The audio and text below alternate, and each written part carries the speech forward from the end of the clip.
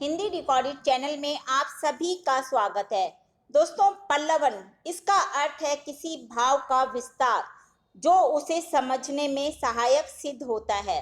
विद्वान, संत, महात्मा आदि समास शैली और प्रतीकात्मक शब्दों का प्रयोग करते हुए ऐसी गंभीर बातें कह देते थे कि जिन्हें सहज और सरल तो होती थी, पर सामान्य व्यक्ति के लिए उसके भाव को समझने में कठिनाई होती थी।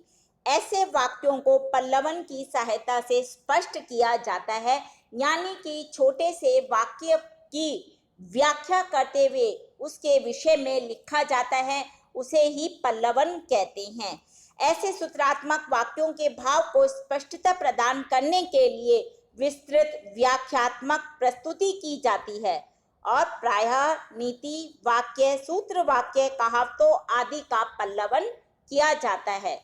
तो दोस्तों, अब तक तो आप समझ ही गए होंगे कि हम आज के अध्याय में चर्चा करेंगे पल्लवन यानी कि फैलाव और विस्तार, जिसका अर्थ है उसकी परिभाषा के विषय में जानेंगे। साथ ही साथ जानेंगे पल्लवन के क्या गुण होते हैं, इसकी प्रक्रिया के क्या नियम हैं और इसकी आवश्यकता क्यों होती है। इन सब बातों पर आज के अध्याय में हम चर्चा करेंगे। तो चलिए दोस्तों, शुरू करते हैं अपना आज का अध्याय और जानते हैं पल्लवन के विषय में विस्तार से। सबसे पहले हम इसकी परिभाषा समझते हैं। दोस्तों, इसका शाब्दिक अर्थ है विस्तार या फैलाव। इसके अंतर्गत किसी शब्द, सूक्ति, उदाहरण, लोकोक्ति आदि को दृष्टांतों व उदाहरण आदि की सहायता से विस्तार प्रदान किया जाता है। साथ ही साथ यह संक्षेपण का विपरीतार्थक शब्द है। संक्षेपण में हम क्या करते हैं, जो हमें लिखा हुआ होता है उसको हमें संक्षेप में समझाकर लिखना होता है। इसमें किसी विषय की विस्तृत, लेकिन पल्लवन में किसी विषय की विस्तृत विवेचना की जाती है, यानी कि गहन भावों से युक्त चित्रात्मक वाक्य का विस्तार करना ही पल्लवन कहलाता है। तो ये तो हमने जानी पल्लवन की क्या परिभाषा है। अब हम जानते हैं इसके गुण क्या हैं। पहला गुण है स्पष्टता। दोस्तों, पल्लवन में दिए गए विषय के कथ्य के प्रतिपादन में स्पष्टता का गुण अनिवार्य है। अच्छी प्रकार से चिंतन मनन करने के पश्चात उसकी ऐसी रूपरेखा बनाई जाती है कि उसमें कहीं भी विषयांतर की संभावना नहीं रहती, यानी कि विषय से हटकर कुछ भी नहीं लिखा जाता। मूल भाव को उदाहरणों की सहायता से स्पष्ट किया जाता है। दूसरा है संक्षिप्तता का गुण। यह सही है कि पल्लवन में सूत्र वाक्य का विस्तार किया जाता है, लेकिन साथ ही साथ हमें ये ध्यान रखना चाहिए कि जो यह विस्तार है वो अनावश्यक रूप में नहीं होना चाहिए। इसमें हमें व्यर्थ की टीका टिप्पणी और तर्क वितर्क से बचना चाहिए। साथ ही साथ इसमें विरोधी विचारों, उदाहरणों और तर्कों को कोई स्थान नहीं दिया जाना चाहिए। अगला है सरलता। पल्लवन में सरलता का गुण होना चाहिए। छोटे छोटे सरल और सटीक शब्द प्रयोग करने चाहिए। जानबूझकर अलंकारों के प्रयोग से बचना चाहिए, क्योंकि इससे क्या होगा, जो पल्लवन करते वक्त उसका व्यर्थ का विस्तार हो जाएगा और साथ ही साथ पाठकों के लिए पल्लवन को समझना भी कठिन हो जाएगा। इसलिए हमें ध्यान रखना चाहिए कि हम जो भी उसमें लिख रहे हैं उसमें व्यर्थ की बातों से बचे, और नहीं तो हम जब यदि उसे व्यर्थ की बातें उसमें लिखेंगे तो क्या होगा कि पल्लवन का जो मूल उद्देश्य है वो कहीं ना कहीं गुम हो जाएगा। अन्य पुरुष शैली का प्रयोग। दोस्तों, पल्लवन में उत्तम और मध्यम पुरुष के स्थान पर अन्य पुरुष का प्रयोग किया जाता है। अन्य पुरुष शैली का प्रयोग करने से पल्लवन में सरलता, सहजता और प्रवाहमयता का गुण आ जाता है। अगला गुण है कथ्य और शिल्प का सुव्यवस्थित रूप। पल्लवन में कथ्य और शिल्प का सुव्यवस्थित रूप प्रस्तुत किया जाता है।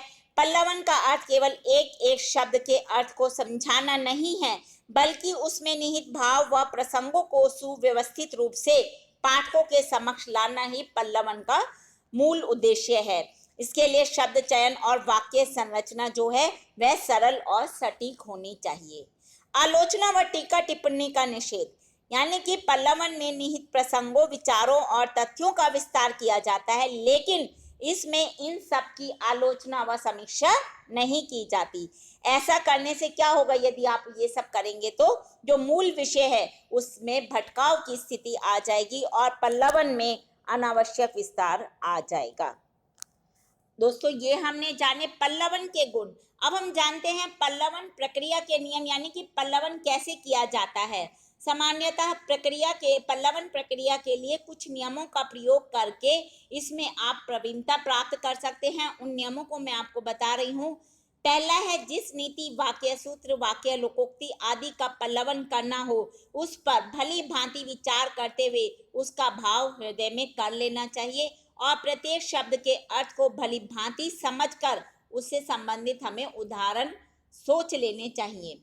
और फिर मूल भाव के साथ साथ सहयोगी विचारों को भी महत्व देना चाहिए।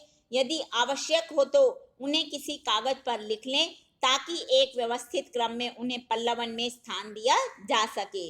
अनावश्यक विचारों को छोड़कर उपयोगी विचारों को इसमें स्थान देना चाहिए। तीसरा है, पल्लवन के लिए एक प्रारूप अपने मन में तैयार कर लें। छोटे छोटे वाक्य में केंद्रीय भाव के साथ सहयोगी भावों को स्थान देना है, इस बात का आपको ध्यान रखना होगा। पल्लवन करते समय आकार और शब्द सीमा का भी ध्यान रखें। यह सही है कि पल्लवन में हम दी गई लोकोक्ति, सूत्र, वाक्य आदि का विस्तार करते हैं, लेकिन बार बार मैं ये बात कह रही हूँ कि आपको अनावश्यक विस्तार नहीं करना है। पल्लवन के आकार का कोई निश्चित नियम नहीं होता, लेकिन फिर भी इसे 150 से 250 शब्दों के बीच ही अच्छा माना जाता है और यदि आवश्यक हो तो एक के बाद दूसरे अनुच्छेद का प्रयोग पल्लवन में किया जा सकता है। पल्लवन का आरंभ और अंत विशेष रूप से प्रभावशाली होना चाहिए, इस बात का हमें ध्यान रखना होगा, लेकिन इसका अर्थ यह नहीं है कि इसका मध्य भाग महत्वपूर्ण नहीं है। मध्य भाग में दिए गए उदाहरण ही मूल भाव और सहायक भावों को स्पष्टता प्रदान करते हैं। अगला है, अप्रासंगिक, अनावश्यक और व्यर्थ की बातों का पल्लवन में कोई स्थान नहीं है। इसके मूल भाव को ही आधार बनाकर पल्लवन करना चाहिए, पल्लवन लिखना चाहिए। पल्लवन में किसी भाव, विचार या कथ्य की आलोचनात्मक, समीक्षात्मक जो प्रवृत्ति है उसको वो निषेध है, यानी कि आपको उसकी आलोचना या समीक्षा नहीं करनी है। पल्लवन की भाषा सरल, सहज और विषय के अनुकूल होनी चाहिए। अलंकृत और परिनिष्ठित भाषा का प्रयोग आवश्यक नहीं है। वर्तनी, वाक्य विन्यास, विराम चिन्ह और व्याकरणिक नियमों को ध्यान में रखना है जब भी आप किसी भी सूक्ति या लोकोक्ति का पल्लवन करते हैं। पल्लवन समाप्त करने के पश्चात आप उसे एक बार फिर से पढ़ लें ताकि यदि उसमें कोई आपसे गलती हो गई है, कोई त्रुटि रह गई है तो उन्हें दूर किया जा सके। तो दोस्तों ये हमने जाने पल्लवन प्रक्रिया के नियम। अब हम जानते हैं इसकी आवश्यकता क्यों होती है। कम से कम शब्दों में लिखे गए विचारों तथा भावों में इतनी स्पष्टता नहीं रहती है जिसे हम पाठक आसानी से समझ सके, इसलिए उनका पल्लवन किया जाता है। एक गंभीर लेखक गागर में सागर भरते हुए न्यूनतम शब्दों में अधिकतम बातों को लिखने का प्रयास करता है, लेकिन जरूरी नहीं है कि सभी पाठक उसे आसानी से समझ सके, इसलिए उसे आसानी से बिना स्पष्ट किए समझना मुश्किल होता है। पल्लवन में हम उसे स्पष्ट शब्दों में लिखकर समझाने की कोशिश करते हैं। हिंदी में हजारों ऐसी सूक्तियां और कहावतें प्रचलित हैं जिनका अर्थ स्पष्ट करने हेतु उनका अर्थ विस्तार करना आवश्यक होता है, और उसके लिए हमें किसकी आवश्यकता पड़ती है? उसके लिए हम लेते हैं पल्लवन की सहायता। अर्थ विस्तार करते समय मूल वाक्य में आए विचार सूत्रों का सही अर्थ पकड़ने का प्रयास भी पल्लवन द्वारा ही किया जाता है। तो दोस्तों ये हमने जाना पल्लवन की परिभाषा, पल्लवन किस लिए जरूरी होता है और पल्लवन प्रक्रिया के क्या नियम हैं, इसके क्या गुण हैं, इन सब बातों पर हमने आज के अध्याय में चर्चा की। अगले अध्याय में हम जानेंगे पल्लवन के कुछ उदाहरण कि पल्लवन कैसे हम करते हैं, उसके उदाहरणों पर हम चर्चा करेंगे। साथ ही साथ हिंदी भाषा के और भी प्रमुख विषयों पर हम आगे के अध्याय में समय समय पर चर्चा करते रहेंगे। लेकिन दोस्तों उनको सुनने के लिए आपको मेरे इस चैनल को लाइक और सब्सक्राइब करना होगा। धन्यवाद दोस्तों, आपका दिन शुभ हो।